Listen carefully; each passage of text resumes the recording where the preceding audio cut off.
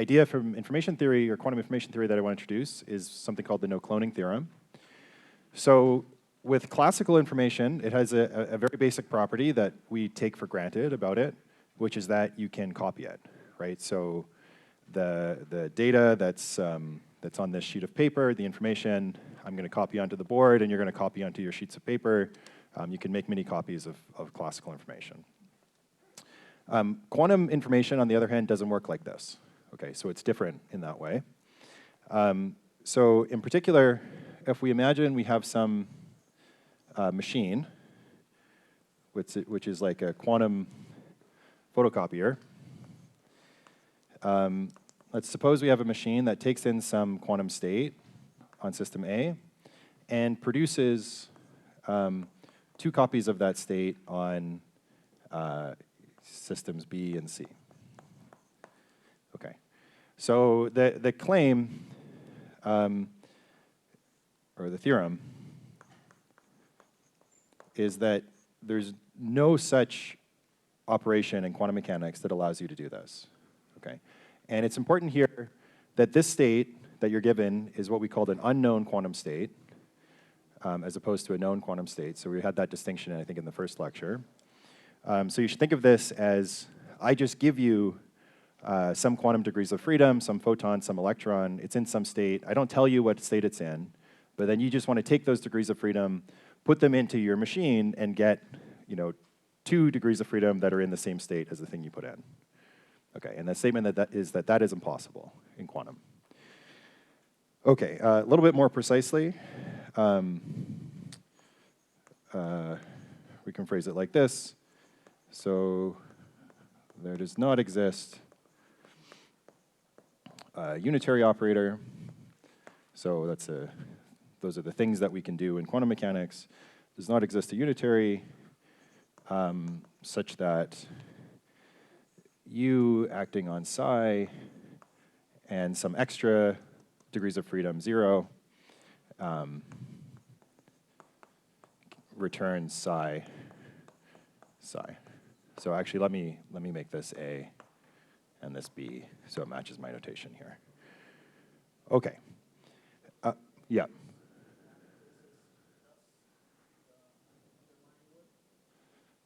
Oh, sorry, that's an abbreviation for theorem. It says THM. Sorry. Yeah.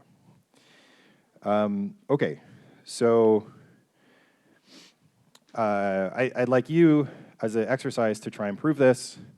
And the hint as to how to prove it is to use 2 facts. So the first fact is that U is linear. And that U is supposed to, okay, I want you to work by contradiction. So I want you to assume 2 things, which is that U performs the copying procedure and that U is a linear operator. You don't really have to use a unitary in particular, just linear is enough. And try to find a contradiction between these 2 statements. Okay?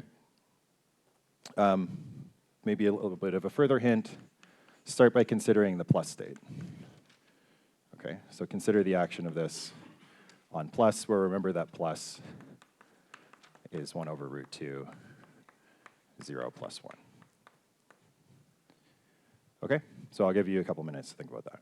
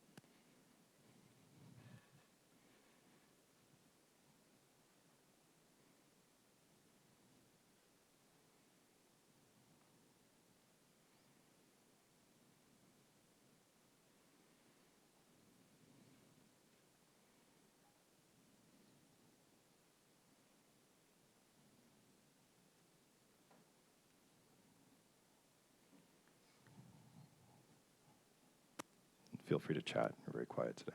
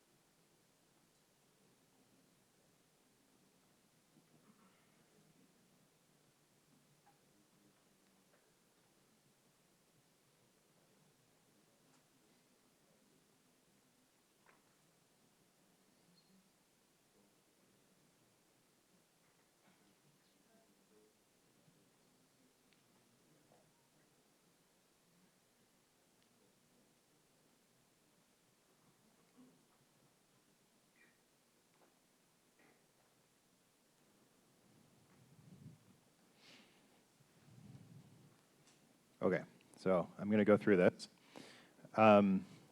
So if you manage to prove it, good job. You've reproduced all of the technical results that appear in an extremely well-cited Nature paper from the 80s or something. So this is a very easy, well, once you know how to do it, it's very easy to prove. But it's a deep fact that has lots of implications. So okay, how do we prove it? So this thing is supposed to copy. So let's use the second property first. So according to the second property, this should return plus plus, right? Okay. Now let's compute this again, but using linearity. So I'm going to use that plus as this, right? And then I get u 0 plus 1, 0, and then by linearity, that's u on 0, 0 plus u acting on 1, 0. And then I use that it's supposed to copy. And so 0 copied here is 0 again. So that's 0, 0. And then if I copy 1, that should produce 1. So I get that state. Okay. This state is not equal to that state. For instance, this is entangled, that's the product. Therefore, we reached a contradiction. Therefore, there can be no such linear operator. Okay, so you cannot copy quantum information. Okay. Okay, good. So that's the first thing I wanted to teach you. The second thing, any questions about it before I keep going? Okay. Is quantum teleportation. Okay. So here we're going to think about Alice and Bob again. Alice is going to try and send Bob some information. We're going to have Alice start with some quantum state, psi. It's an unknown quantum state again. Here's some explicit expression for it. I'm assuming it's a qubit. Okay. And the goal here is for Alice to send psi to Bob.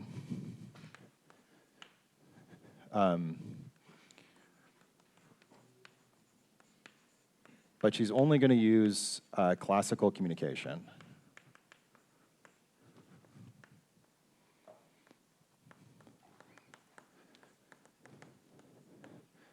Okay, so she can only send bits, zeros and ones, over to Bob. So it's important here that this is an unknown quantum state.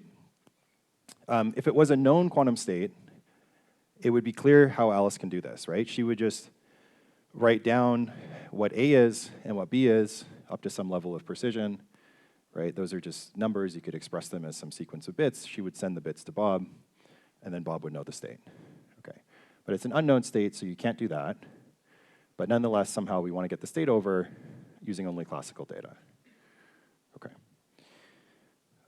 So the trick here, the key, is that they're going to share entanglement. Okay, so Alice and Bob are going to share this state. I'm calling psi 0, 0 on A prime B. And it's just this state. Okay, that keeps coming up. Okay. Good, so we'd like to understand how they can use this plus classical information to send quantum information. Okay. Okay, so let's, what do they have initially? Let me just sort of put this together. So Alice has this state psi on A, and then they share this state psi 0, 0 on A prime B, right? Alice holds the first two systems, A and A prime. Bob holds B. Okay.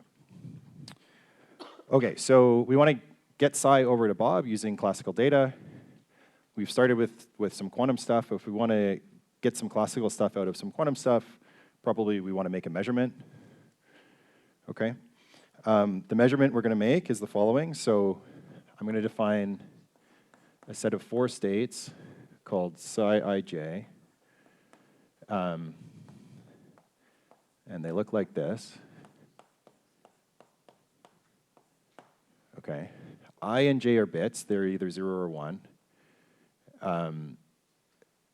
So if, say, I is 0, then we have an x to the 0, which is the identity, so we don't do anything. If I is 1, then we put an x here, and we act on this thing, and we get some new state. Right? So being explicit, psi 0, 0 is what I already wrote down. Psi 0, 1, that would be 0, 0 minus 1, 1, right? Because the z operator would act on here, and it would do nothing there, and it would return a minus sign when it acts here. So I get this minus. Psi 1, 0, be 1 over root 2, 1, 0 plus 0, 1, and psi 1, 1 would be 1 over root 2, 0 minus. Okay? So these states have a name. You might hear them referred to as the Bell states. Okay. It turns out that these are a basis of the 2-qubit Hilbert space, right? So these are all on A prime B. And there's 4 of them, so that's the right number to have a basis. And then it turns out they're all orthogonal. Okay, so they're really a basis. So, you know, I could write that as psi ij, psi I prime, j prime is delta I prime, delta j, j prime. Okay, so we're going to measure in that basis. Alice is going to measure in that basis.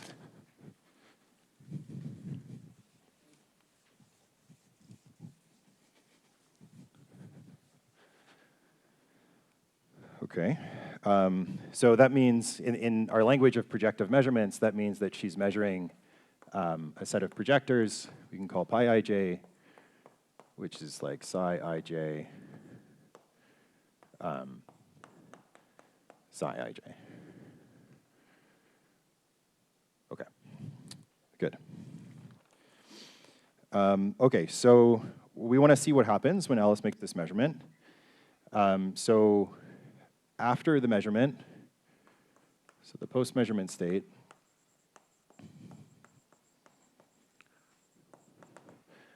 is going to look like this. So, okay, let me write this a little bit in a compact way. So psi ij projected into the state that I measured, psi 0, 0. This is on A prime. This is on A. This is on A prime B. So after I've measured A prime, I'm left with some state on just the B system, right?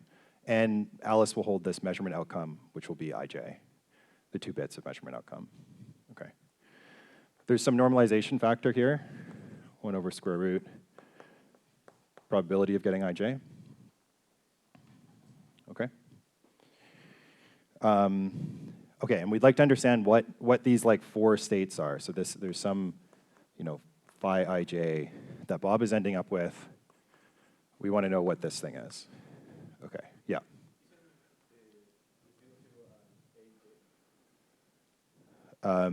Yeah, so we said they start out holding just 0, 0, right? So the thing they start with is always the 0, 0, 1, but then they measure in this basis of the 4 of them.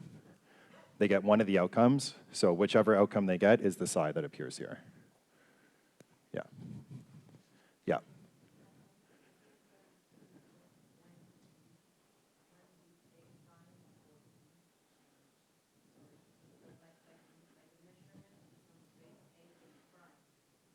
Yes. Oh, why? Well, this is a measurement that Alice is making, and the systems in Alice's lab are A and A prime. Yeah. Yeah, so it's gonna kind of project out the AA prime Hilbert spaces, and we're gonna be left with a state just on B. That's the part that we didn't measure. Okay, other questions? Good, okay. So we want to calculate this.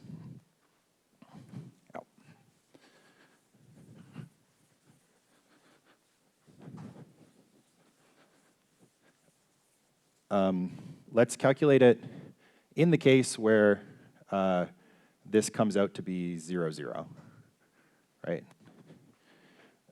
So if I do that, I get psi 0, 0, psi on A prime, psi 0, 0, A prime B.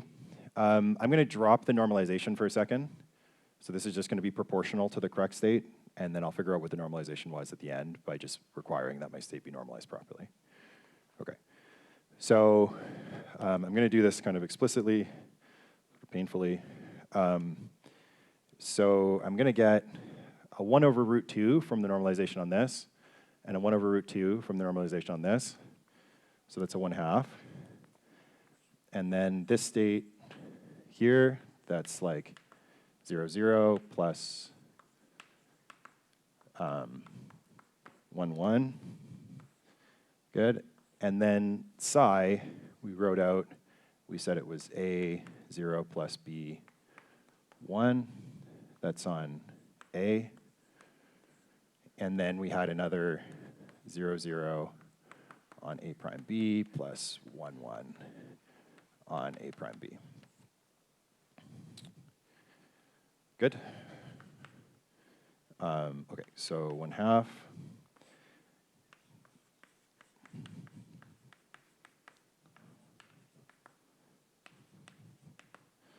Just going to leave that. Let's take this, product this out. So this becomes A 0, 0, 0 plus A 0, 1, 1 plus B 1, 0, 0 plus B 1, 1, 1. Okay. Now, when I take this inner product, most of the terms go away. So naively, I have 8 terms, but most of them are 0. So what do I get? Let's think about what survives getting hit by this 0, 0, right? That's on the first 2 slots. There's a 0, 0 here, so this thing survives. So I get an A0, right? And then this goes into here, that's 0, into here, that's 0, into here, that's 0. Okay? And then this one, we have a 1, 1. So that's 0, that's 0, that's 0. There's a 1, 1. That survives. So I get B 1. Okay. And then what is that? That's just proportional to psi itself, the thing I started with. But it's now on the B system. Okay, and then there was some normalization factor, right? This was a normalized state, but now I have this weird 1/2 sitting out front. So that means that the 1 over root Pij must have been a factor of 2. So we learned that P00 is a quarter. Okay, good. So that's the first case. I'm not going to have to do all the cases, but we're going to look at one more, and then you'll see what happens.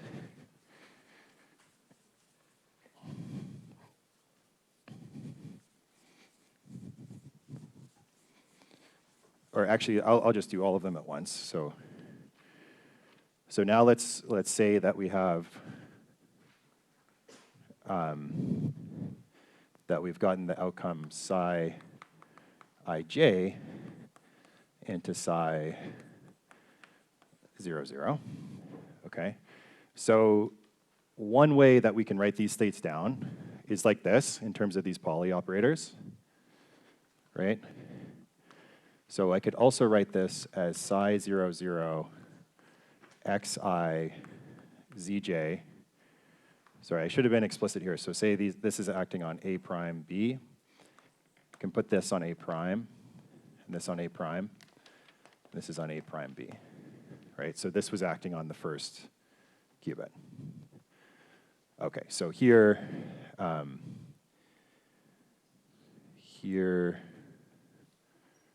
oh, okay, I guess I actually wanted this to be like A prime. So let's take it to act on A, the first one. A prime. Yeah, okay. Okay, so then I have these Pauli operators. They're acting on A, right? That's my psi ij. And then it's going into psi on A, and then psi 0, 0 on A prime B. I can just change where my brackets are. So I'm going to view the brackets as like this instead. That's the same state, right? And then what do I have? I have psi 0, 0 acting on some state. Let's call it psi ij on A, and then psi 0, 0 on A prime B, right? Where I'm just defining this to be psi ij. Okay, and then what does this come out to be? Well, that's the calculation I just did, right? It just comes out to be whatever state I inserted in here, right? That's the same as this, just with psi ij replacing psi, so I should get psi ij at the end. So this will come out to be psi ij, or in other words, it will come out to be xi zj on psi. Okay? Okay, so now how do we complete the teleportation? So we made this measurement. Bob has this state, after the measurement, Bob has this state that's like xi zj acting on psi on the B system that he holds. Okay. So what should Alice do so that Bob gets the state psi after she communicates to him? Well, you can view it like this. So we're taking some state psi that's going in.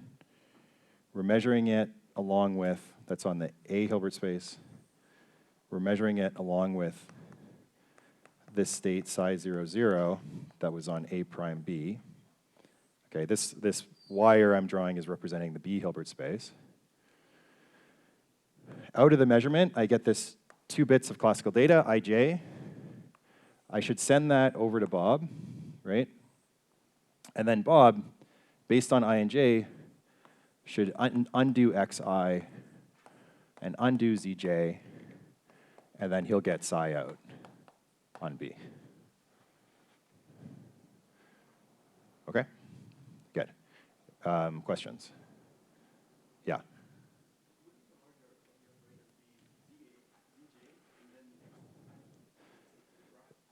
Oh, yes, but because I assumed, so I'm being a little bit sloppy, I should probably order these properly, but because I assumed the state I put in, psi, was a pure state, the difference between xz and zx is an overall phase in the state, and so it doesn't actually matter. But yeah, if you're doing it carefully, you should actually keep it. It does matter in some cases. It just doesn't matter in the situation I'm drawing. Yeah. Or yeah, situation I'm considering. Yeah. Okay, so this is the quantum teleportation protocol.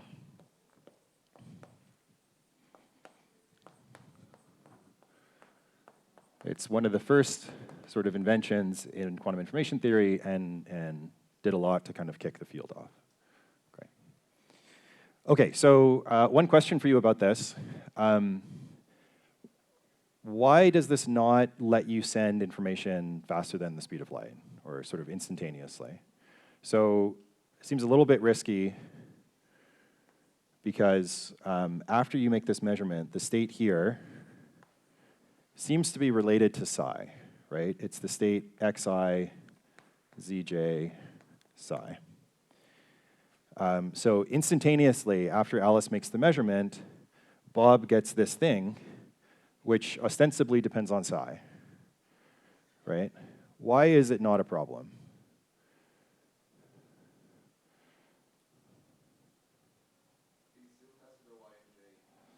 Doesn't know I and j, that's right. And why is not knowing I and j enough to hide what psi is?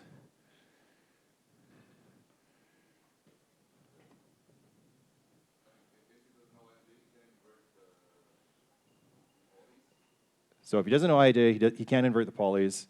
It seems like he can't know anything about psi. If we really want to know that Bob can't see anything about psi, we should compute Bob's density matrix, right? What would Bob's density matrix be? It would be rho b.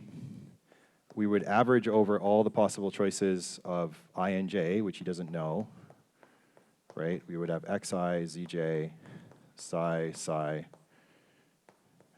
xi, zj. But we already studied this 2 lectures ago, right? This was when we talked about the one-time pad, my sum PR, you know, psi, psi, PR, and we calculated that this always comes out to be the identity over 2. So regardless of what state I put in, Bob always sees the same density matrix, and hence Bob doesn't learn anything about psi. Right. Okay? How am I doing?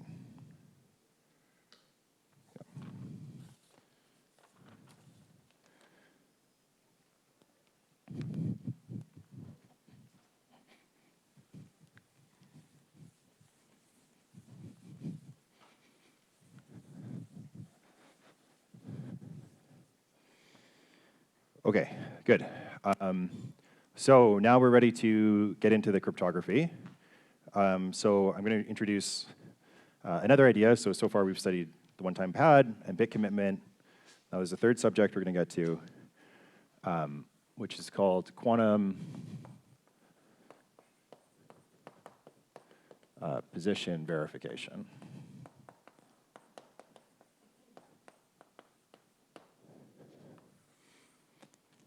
Okay, so as usual, we'll start out with a goal, and it's going to involve Alice and Bob.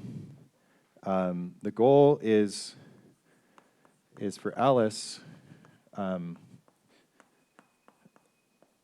check the location, like location in space, of some other party, Bob, remotely. So she doesn't want to go up to Bob and shake his hand and see where he is. She wants to talk to him over the phone, over the internet or something. and be able to verify that Bob is in some location that he claims to be. Okay, so why would you want to do this? Well, cryptography is all about establishing trust, okay? And often in real life, we establish trust based on people's location, right? So if you go to the bank, you might take out your wallet, show the person at the bank, behind the till, your ID and give them cash and so on, and you've never met that person and you didn't check their ID, the only reason you trust them is because they're located physically behind the till of the bank, right? We trust people based on their location. So we might want to do this, but without actually going there, like while talking to them from far away. Okay. Okay, so our idea for how to do this is we're going to think about a space-time picture. So this is a space-time diagram. And we will have Alice, say Alice has some lab, here, and she has a second lab over here. She's going to, in her lab, prepare some inputs that she's going to send over to Bob. And she's going to send some inputs over from the other side as well. Bob is supposed to be in this space-time region. Okay, so maybe this is the location of the bank or something like that. Okay. Alice is going to send some challenge, some inputs in. She's going to ask that Bob do something with those inputs and then return to her in her labs some outputs at some later time. Okay, so I'm going to try and draw these signals going at 4 to 5 degrees because I'm worried, I'm keeping track of the fact that information only goes at the speed of light here. Okay. Okay, so we're going to give some inputs, expect some outputs. We're going to ask for the outputs at a specific location and time. And the idea is that if Bob can respond to Alice's sort of challenge correctly, i.e. he returns the correct outputs at the correct time, then we're going to trust that Bob is where he claims to be. Okay.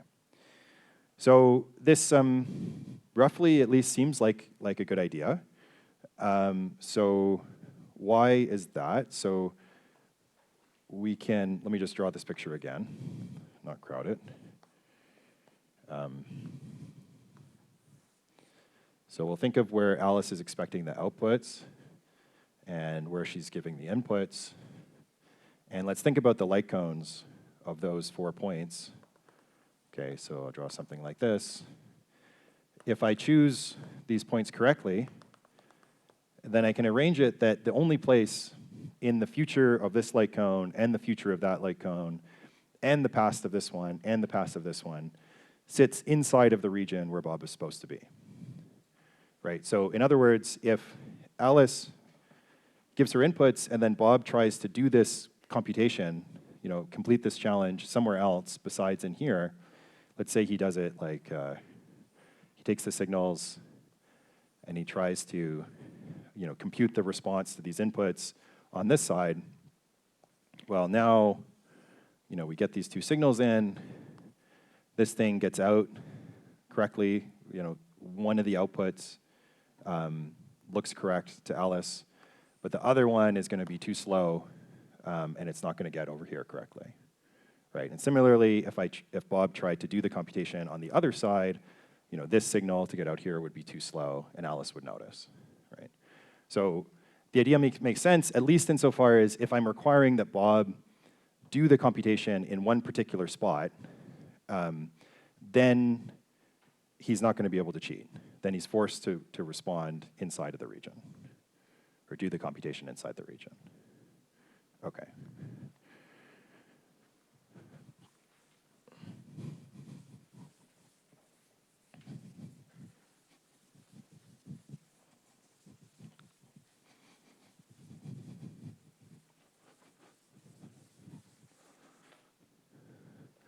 Okay, but unfortunately, things aren't as simple as that. So let's, for a second, suppose, or we'll restrict ourselves to the case where Alice gives classical inputs. So her inputs are just strings, X coming from the left and Y coming from the right. And then Bob is supposed to output, maybe let me draw this. So Alice sends in some string X and some string Y. And Bob is supposed to bring back, some function, say F2 of X and Y over here, and then some other function F1 of X and Y over here. And we're hoping that he brings things together and does them in the middle. But we can notice that at least when these inputs are classical, there's always a way for Bob to cheat. So what would he do? Well, we said that classical information can be copied. So let's copy it. And then we'll take a copy of X over here and a copy of X over here, and then a copy of Y here, a copy of Y here, and then we just separately compute the two things we're supposed to compute on either side, right? So that returns the correct response all the time without ever doing the computation inside of this region where Bob is supposed to be. Okay? Okay, so classically, if you copy, you can cheat. Natural idea, what if we make the inputs quantum? Well, then we know we can't copy them. At least this strategy for cheating is not going to work. And maybe this scheme is actually secure. Maybe Bob is actually forced to do the computation inside of the region, inside the box. Okay.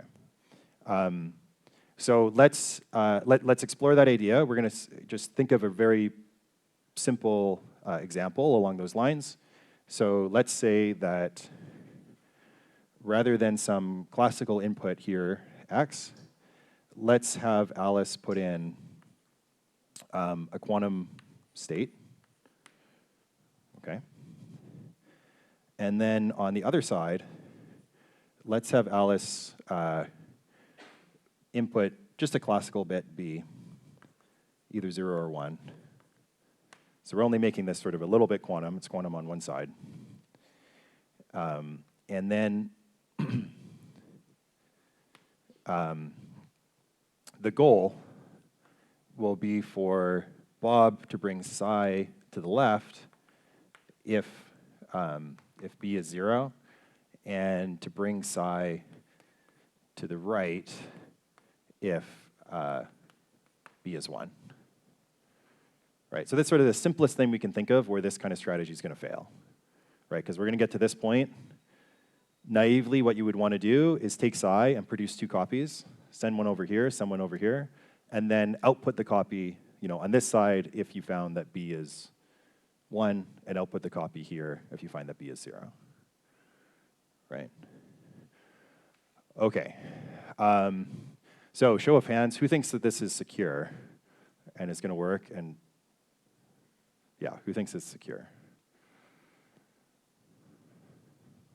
Some brave souls.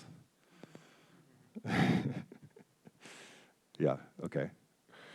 I guess everybody else thinks it's insecure. Yes, does anybody have an idea why it's insecure?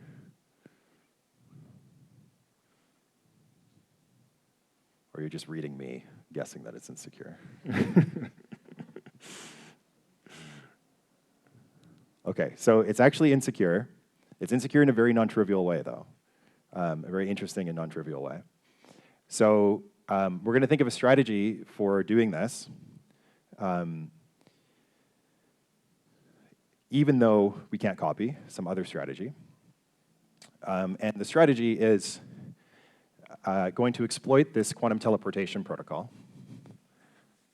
Okay.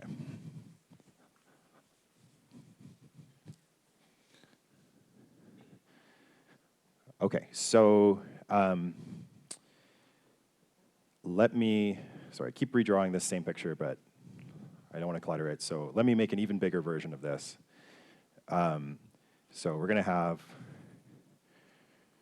A coming in here, or psi A, let's call it. And let me make it way over here. The classical bit B over here. And then we're supposed to get psi either out here or out here. Okay.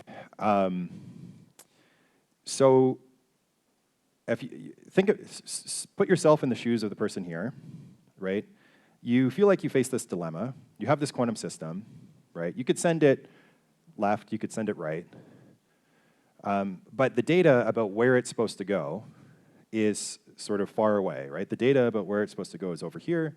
And if you wait until you get that data, then you're going to be too slow to get psi out on either side, right? So what we're going to do is we're going to turn this quantum input into classical data, which you can then copy and send to both sides. And the quantum part is going to end up over here, and we can redirect that to where we want because the data about where it's supposed to go is over here. So in particular, we're going to share entanglement between the left and the right. So we have this state psi 0, 0. We've got to assume that we sort of have that in advance, right? And then we're going to make this measurement that we did in the teleportation protocol. Measure. We get my outcome, ij. That's good because ij is classical, so I can copy it. And I'm going to send it both ways, right? Meanwhile, I'm left with this system over here, which is now in the state xi zj psi. Okay, so it's obscured. I can't see what psi is, but that's okay. It's it's also quantum, and so I have to decide where to send it. But that's okay too, because now it's located with B, where B is telling you where it should go, right? So we're going to take this system. Now it's located, it's in some other degrees of freedom B, capital B. We're going to send it either here, if B is 1, or here, if B is 0. Okay? And then, up here, we do the appropriate poly to fix it. Here we can do the appropriate, or if it ends up here, we do the appropriate poly to fix it. And then we output psi, indeed, if B is 1, and then psi if B is 0. Okay? Questions about that solution? Okay. Okay, so that's a very elegant solution using nice properties of this quantum teleportation protocol. It just addresses one case, right? Like we started with this question, or earlier I posed this question, what if I use quantum degrees of freedom? What if I use quantum information? Can I make this position verification idea secure? At least this simple idea didn't work because of teleportation. But you could ask, what about a much more general setting where what I'm asking you to do is just some, maybe very complicated unitary, and that both of the inputs are quantum now, and then you're just supposed to do that unitary and get me out, the appropriate state on the outputs. Okay, maybe this is secure. That was actually an open question in the field for a while. But in the end, it was resolved in the negative. So it was eventually shown, after a lot of confusion, that for every unitary, there's actually a way to implement it sort of without ever going into this box in the middle. In particular, you can always implement it in a form like this, where you have 4 unitaries. Let's call them V1, V2. A comes in, B comes in.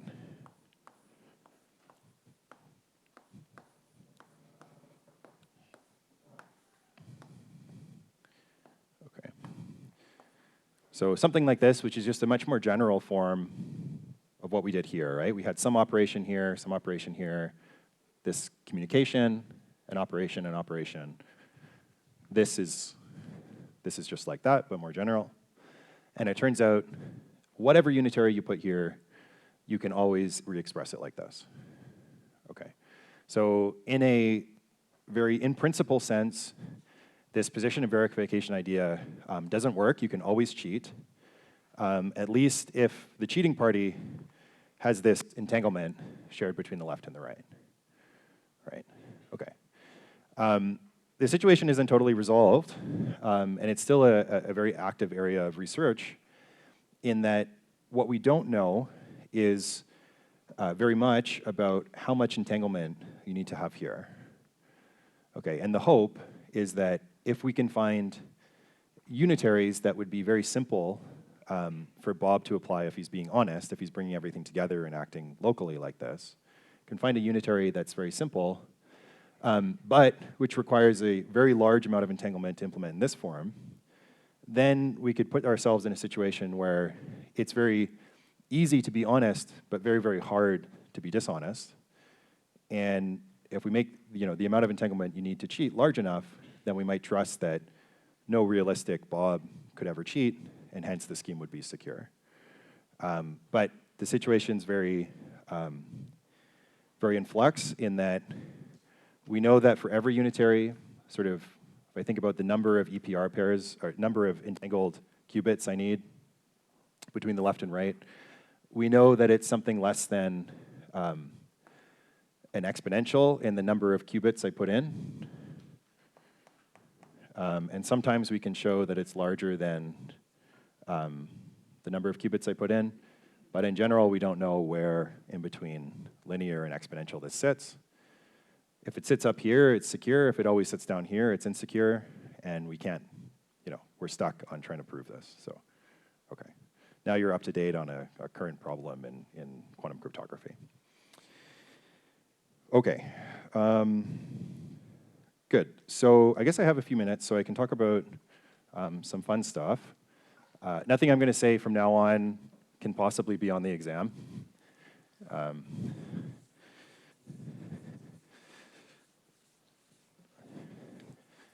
But I promised at the beginning of the course that there was some connections between cryptography and sort of fundamental topics in theoretical physics. So I want to say a little bit about that. So the starting point is I want to give a sort of interpretation or a new set of words around this result that you can always, actually let me write it here, that you can always do this transformation. Another way to say this is that if I have some region in space-time and I have some operation, happening inside the region, then what this procedure does is it lets me re-express that operation as something that's happening near the boundary of that region. Okay. Okay, so it's somehow saying that, yeah, everything that happens inside of this volume can be re-expressed as something happening near the boundary. Okay, so that smells a little bit like an idea in quantum gravity called the holographic principle.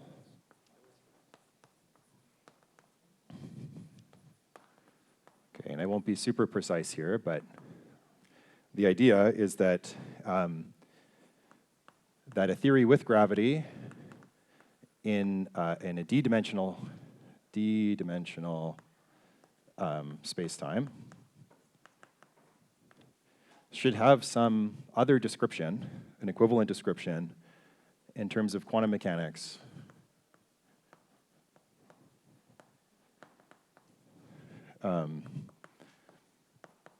in d-1 dimensions. Okay. The motivation for this, I won't get into, but it comes from arguments around the physics of black holes, and in particular,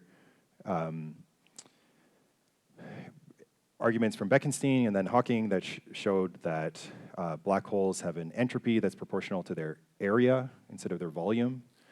So that suggests that the degrees of freedom in a volume of space should have some other description in terms of just an area's worth of degrees of freedom. And that's led to this idea, okay? And if you think about this in the context of what I've just been saying, these two things sort of smell similar, or it seems like there may be some connection, in that this is saying you can re-express physics in d dimensions in one less dimension, and that's saying, well, the same thing. So it seems like there's some high-level connection here. Can we make this connection precise? Okay, I'm basically out of time, so maybe I'll just leave it there, but I'll say, okay, in my notes, in the very last section, I have 5 minutes. Should I try and say something about ADS-CFT in 5 minutes? Maybe before we raise, we can have questions sometime. Sure. Okay, so questions about not gravity to start, and then I'll get into gravity.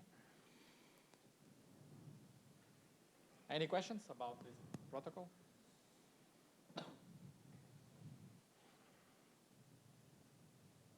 No, okay.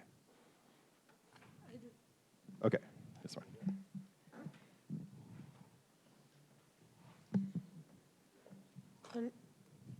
Before you put some relations between, like, to measure the entanglement. Yeah.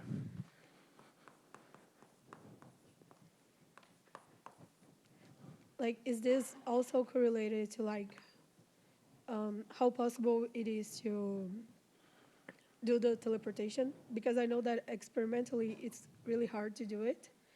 And I mean, is this the relation that tells us that? No, so this would say, this is sort of asides from any considerations of experimental feasibility or, like I'm saying, pretend that we can, do everything in our lab perfectly. There's no noise. I could teleport perfectly, et cetera. How much entanglement do I need even then? Then we want to understand this. So at the moment, even if you can do, for instance, perfect teleportations for a general unitary, we only know how to implement it like this using exponential entanglement. Okay, so if I have a process, sorry, I'm trying to Yeah, please. to, like, connect the dots. But, like, if I have a process and I have two particles that are entangled, and I want to say if a process that I made, like a unitary operator right there, interferes, how much it interferes in my entanglement system, that's the relation that I should look at. This is saying, don't worry for a second about, like, the state that goes in, right? So in general, this A and B would be in some state phi AB, but I'm not thinking about that for now. I'm instead saying I put in some arbitrary state, and then I ask that you do some unitary to that state.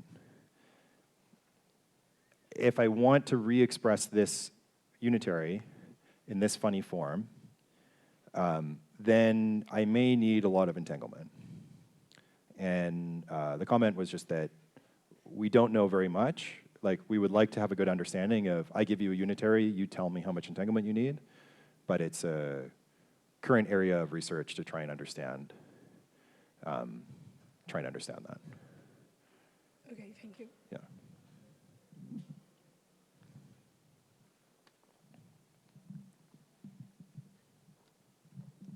Here.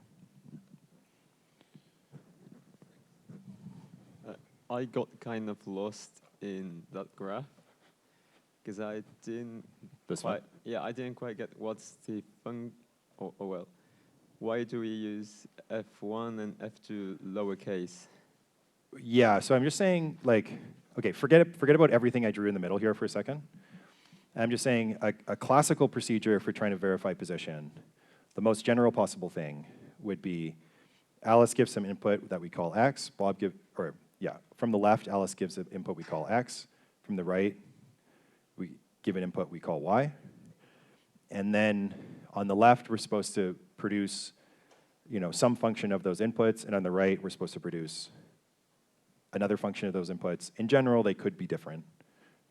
Like the thing I'm supposed to output on the left could be different than the thing I'm supposed to output on the right. So I just called them F1 and F2. And then they get to Bob, right? Bob is supposed to be the person doing all this stuff. So Alice gets this input, Bob's supposed to return this output, and if it looks correct, then Alice is trusting that Bob is where he claims to be. Yeah. Yeah. Thanks.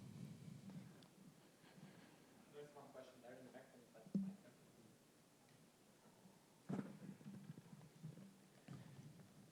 Where is Bob in that scheme? Yeah, sorry, the language is really confusing. There's actually like 2 Bobs.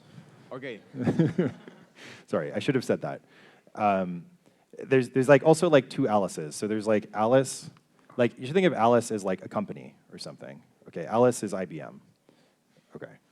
Sorry, I should have introduced this language. So Alice is like IBM, and she has 2 people working for her. One is on the left, one is on the right. And they're operating these labs, and they give these outputs, and they get these inputs, right? And then Bob is, some client of IBM or something who's trying to defraud IBM or okay, so there's some other company, there's multiple people that are working together. So Bob could have one person that's working for, the company Bob here and one here. Okay, thank you. Yeah, okay, I should have said this, but yes, good question. Yeah. In this protocol, and I think most of the ones who have worked during these Yeah. lectures, we have tried to send a particular state. But in order to verify that state, we cannot only send one. We have to send several. So, of course, I guess that this protocol is made several times, and I wanted Yeah. to know if the fact that you are sending it several times is going to affect or is going to add some complications to the process, the real process. Yeah, so, yeah, it's a good question. Like, let's say I wanted to do this. Okay, let's say I trusted that Bob didn't have any entanglement, and so I'm going to use this to try and verify his position. It doesn't really suffice to do it once, because Bob could guess the output state, and sometimes he'll get it right, right? So actually what you want to do is repeat it. If you repeat it sequentially, right, so you do this, you check if it's right, and then you separately run it again, then it's very simple. So then, like, if Bob had a probability, 1/4 of successfully cheating the first time I ran it, then if I run it twice, he has a probability of successfully cheating of 1/4 squared, so 1/16. And if I keep going, I keep increasing my confidence. On the other hand, if you don't want to wait so long to check where Bob is, and you want to repeat it several times now in parallel. So I give you one state psi1 and another state psi2, and I have one bit B1 and another bit B2, and I'm going to run them all at the same time. Then it actually becomes very complicated. So then it's not immediate that if Bob had a probability 1/4 of cheating, when I ran it once, it doesn't immediately follow that he has a probability 1/4 squared if I run it twice in parallel. Sometimes you can prove that. Sometimes we think it's true and you can't prove it, and sometimes it's just not true. Yeah, so there's, in that setting, many complications do come up. Yeah. Thank you.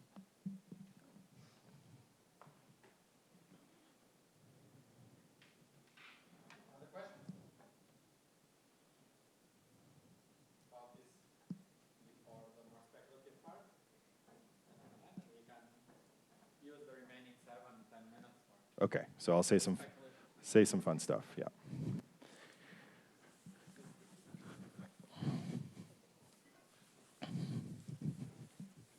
Okay.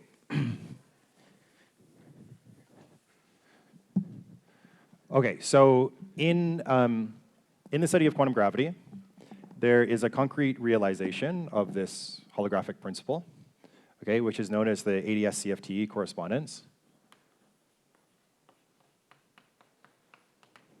Okay, and I have 7 minutes, so I can't introduce you to this properly, but I'm going to sort of draw some cartoons.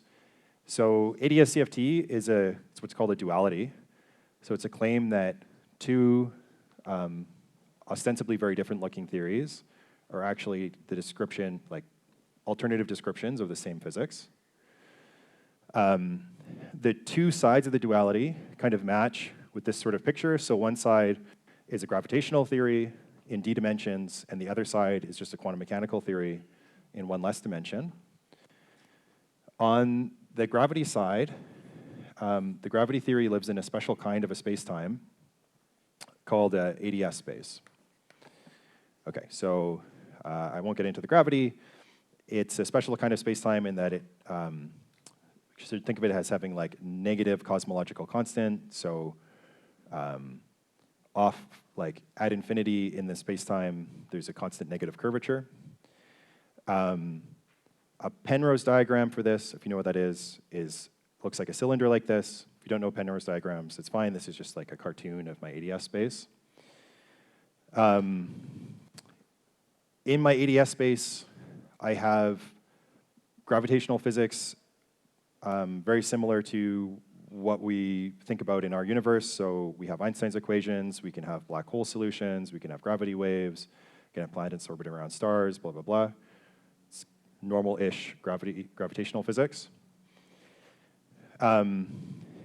The second description of this physics lives at the boundary of that space-time. So I should say, in this picture, time is going upwards. And then there's two spatial directions, which would be like a radial direction and some angular direction, okay? The quantum mechanical description of this is in terms of a special kind of a field theory called a conformal field theory. It lives at the boundary of this cylinder. So if you think about the boundary of the cylinder, that would be like a tube. Okay, and I've sliced open the tube and I've rolled it out onto the page, and that's my rectangle over here. So in my rectangle, time goes up. I still have this angular direction. It's in one less dimension, so now there's no radial direction, right? Okay. There's a field theory, it lives on this boundary. This boundary is non-gravitating, so this is just a fixed manifold. Think of it as like Minkowski space. And there's some field theory living on that fixed spacetime. Okay. The sides of this rectangle are identified because the cylinder went around. Okay, so now we're going to try and make some more precise connection between this story around position verification and this rewriting of operations happening in higher dimensions into lower dimensions in the context of this ADS-CFT theory. So to do that, let's try and consider one of these kind of position verification scenarios in this context. So we're going to have 4 points. Here is where Alice, okay, let's draw it like this. So you can think of Alice as introducing one of the inputs here, and the other input over here. And then in the ADS picture, those can come together and meet in the space-time somewhere and interact, and then come out to the boundary again somewhere else. Okay. This is a duality, so that process should have a description in this other theory. Okay. I put these points at the boundary of the cylinder or off at infinity from the perspective of the ADS space. So they appear here, so one of them would be here, one would be here, one would be here, one would be here. Okay, so maybe I'll give them names. That would be like C1, C2, R1, R2, C1, C2, R1, R2. C1 is also here because those points are identified. Okay. Okay, so now let's try and think about this process in the boundary. Let's look at the light cones of these points. That's the future light cone of C2, past of R1, past of R2. Okay, future of C1. Okay. Now, let's try and imagine this process happening in the boundary. So suppose that I brought my systems together here. Then I can get the output out at R1, but not at R2. If I brought my systems together here, I can get my output now to R2, but not to R1. Or in other words, while the light cones of these 4 points overlap in the bulk geometry, in the ADS geometry, in the boundary geometry where I've cut out the radial direction, and I just sort of have less directions I can move, it just turns out that there's nowhere in the geometry that those systems can meet, right? And this is puzzling because these theories are supposed to be equivalent. So in terms of what goes in and what comes out, the same thing should happen in the two pictures. So somehow this interaction that happens in the ADS space should get reproduced in the CFT, but there's no place, there's nowhere for it to happen, right? Okay, so how do we resolve this? Well, we remember our ideas here, and we remember that an interaction like this, so this looks like the bulk picture, like the ADS picture, can be re-expressed like this. Okay, so maybe the boundary picture, the CFT, does something like this to reproduce what happens in the bulk. Okay, so indeed, you can argue that's the case. So let's think about causally what's going on in this boundary picture. So I have these 4 points. And I could, from here, I could take whatever comes in at this point, I could do something, and I can communicate it to the two outputs. Here I could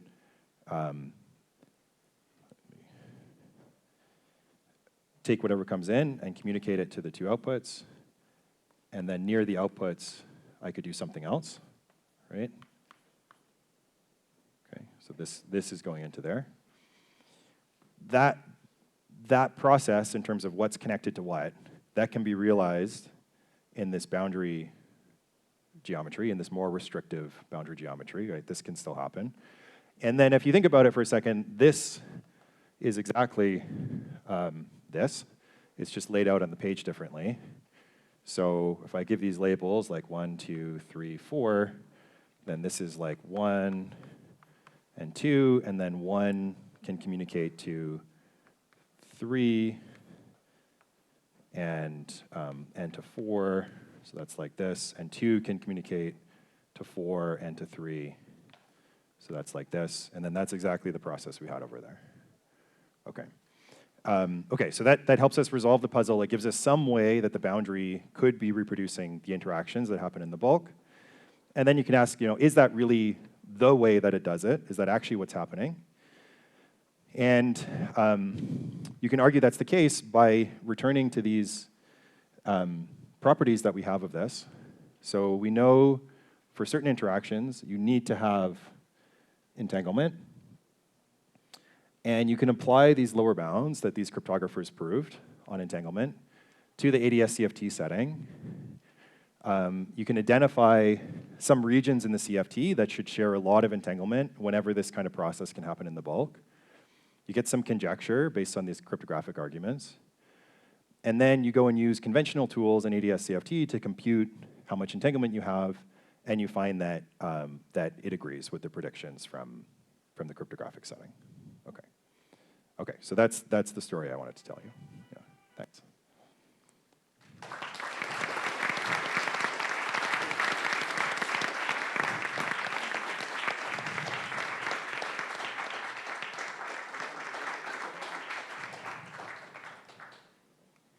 Perfect timing.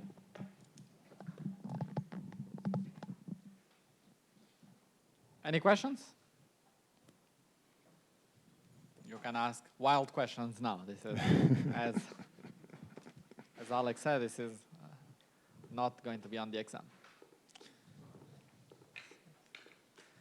If you have more curiosity, second.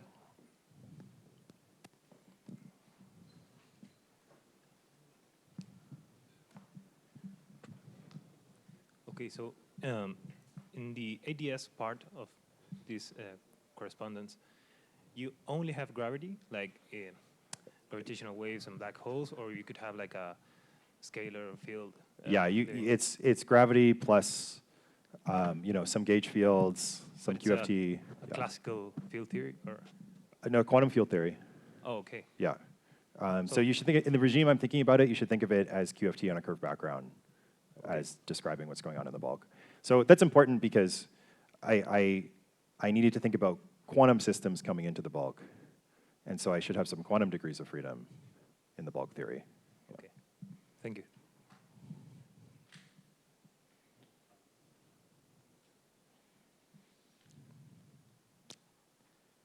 Any final questions about this or the rest of the course?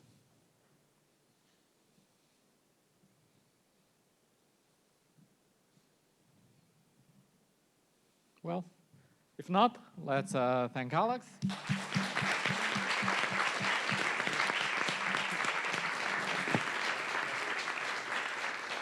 And in the afternoon, we start at the usual time at 2:30.